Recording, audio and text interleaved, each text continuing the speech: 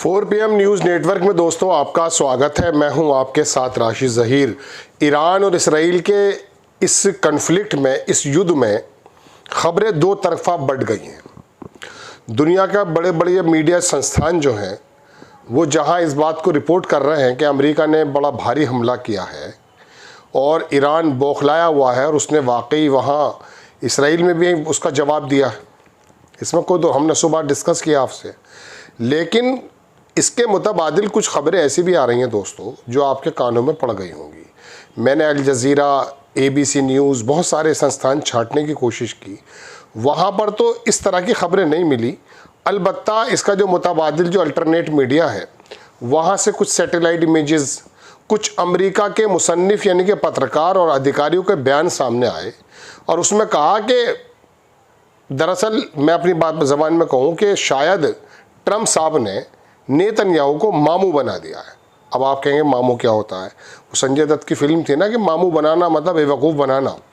Netanyahu की body language जो सुबह बयान आया था कि अमेरिका को बड़ा अप्रिशिएट किया गया था, उस समय ही उनकी बॉडी लैंग्वेज से मुझे कुछ शक हो रहा था और मैंने अपने फेसबुक पर दोस्तों लिख दिया था कि ये कोई दूसरा नया बालाकोट या इस प्रकार का हमला तो नहीं है। वो बता ये रहे हैं कि जो हमला हुआ है, एक खबर के मुताबिक तो ये कहा जा रहा है कि साहब अमेरिका ने ईरान को पहले ही बता दिया था।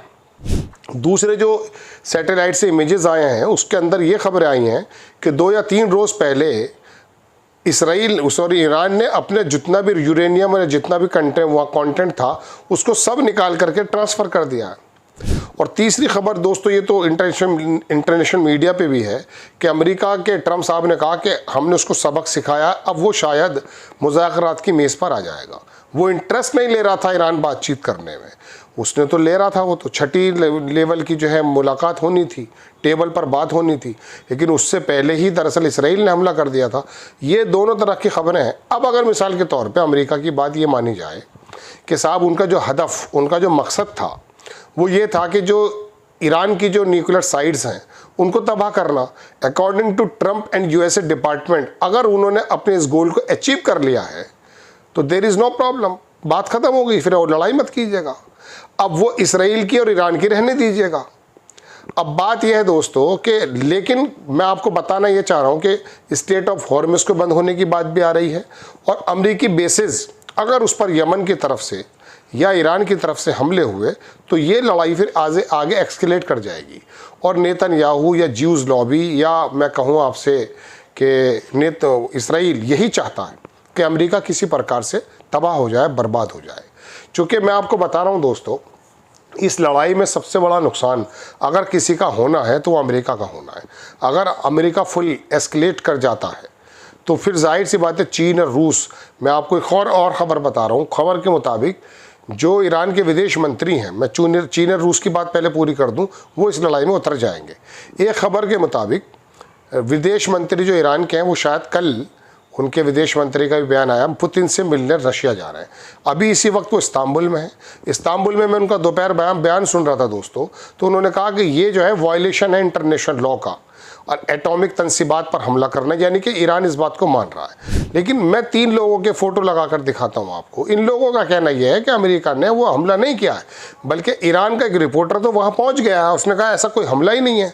बराबर में एक डिफेंस का मामला था, उस पर ज़रूर हमला कुछ हुआ है, लेकिन वहाँ की जो आमद और रफ्त है, यानी कि उसकी जो कौम, जो शहर है जहाँ पर ये मैं कह रहा हूँ कि न्यूक्लियर तंसीबात इसकी हैं, उसके रोड पर गाड़ियाँ वगैरह चल रही हैं, मैंने वीडियोस देखे हैं उसके।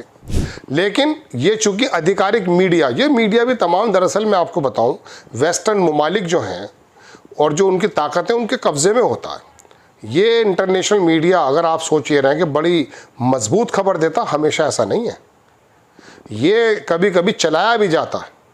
मैं आपको बता रहा हूँ, BBC ने अभी अपनी एक खबर बाकायदा हटा ली किसी के प्रेशर में आकर के, तो ये होता है।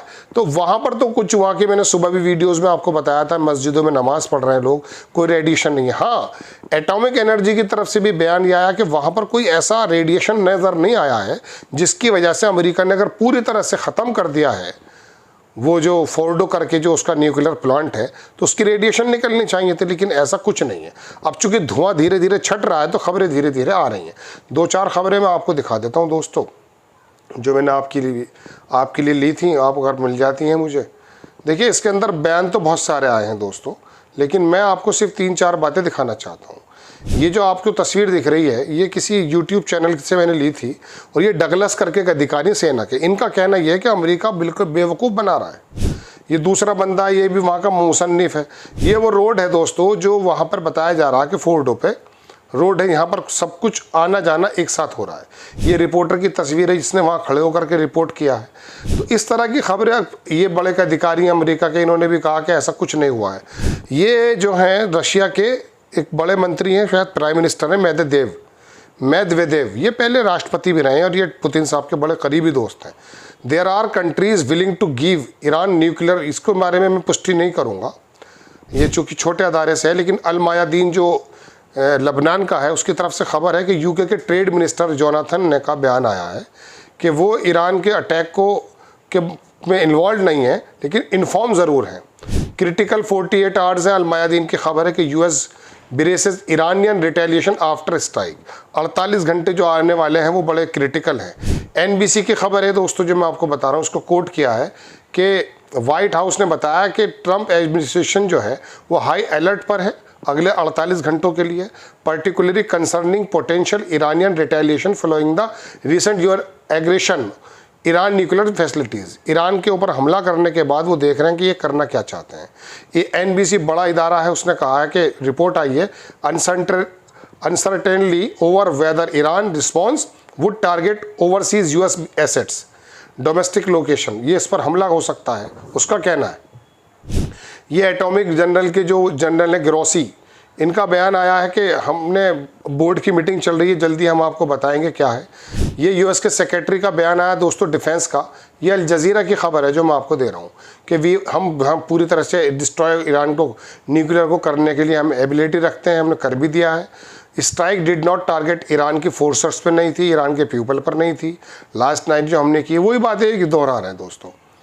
अब ये फर्स्ट रिएक्शन जो वाशिंगटन से आया ईरान के न्यूक्लियर के बाद, उसके बारे में आईआरजीसी ने ये कहा कि कंफर्म किया कि 40 मिसाइल जो हैं वो इसराइल की तरफ मारे गए हैं, वहाँ पर बहुत बड़ा नुकसान हैं। दोस्तों ये 2-4 खबरें मुझे लगा आपको बता देनी चाहिए। पेजेश्कियान का भी बयान आया है। कुछ ये ईरान के जो फॉरेन मिनिस्टर हैं इस्तांबुल में बयान दे रहे थे, इन्होंने कहा we will continue to defend our people और इंटेरोगेटी एंड राइट्स, हमारा राइट है। तो ये मिली जुली खबरें दोस्त हैं। इस बीच जो है गाज़ा के अंदर हमले किए गए हैं, 3 बॉडीज़ जो हैं वहाँ पर यरगमालियों की रिकवर कर ली गई हैं, ये इसराइल का कहना है। लेकिन वहाँ पर गाज़ा के अंदर भी मौत का संग्राम छेड़ दिया है नेतन्याहू ने। एनबीसी की खबर है कि ट्रंप एडमिनिस्ट्रेशन जो है इस बात की तैयारी कर रहा है कि अगर ईरान किसी प्रकार का रिस्पॉन्स देता है अगले 48 घंटों में तो और हालात बिगड़ जाएंगे। एबीसी रॉयटर्स की खबर है, स्टारमर ने भी कह दिया है, ये यूके के वो हैं कि ये जो है हमारी प्रायोरिटी तो ये है कि किसी प्रकार से रीजन के अंदर सब कुछ सही रहे। बैन गोरियन वगैरह ये तो उड़ गया था, ये तो मैंने आपको बताया, बहुत सारी चीज़ें हैं। तो दोस्तों ये मिली जुली खबरें हैं जो मैंने आपके सामने बताई हैं।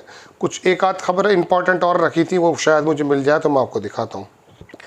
बात यह है दोस्तों कि कुछ पता नहीं चल पाता कि जो खबरें आ रही हैं हमें भी बड़ी मेहनतें करनी पड़ती हैं। ये वो मैप है जिसमें बताया ये गया है ये कि ईरान ने अपना पहले से ही वहाँ से तमाम का तमाम मटेरियल निकाल लिया गया था। ये जब चली हैं तभी जब खबरें आई हैं। ये यूएसए का अखबार है, उसने भी कहा कि most enriched uranium Iran Fordow moved ahead of attack. Writers को ये कोट कर रहा है। तो दोस्तों इसके बीच में ये हो सकता है कि ट्रंप साहब ने कुछ नूरा कुश्ती खेल दी हो, पहले भी हम देख कर आए हैं। तो ये मिली जुली खबरें थी जो मैंने आपके सामने रखी हैं। आपको खबर कैसी लगी अपनी राय कमेंट्स बॉक्स में ज़रूर दीजिए। चैनल को सब्सक्राइब कीजिए, शेयर कीजिए। नेक्स्ट टाइम मैं किसी खबर के साथ हाजिर होता हूँ। जय हिंद।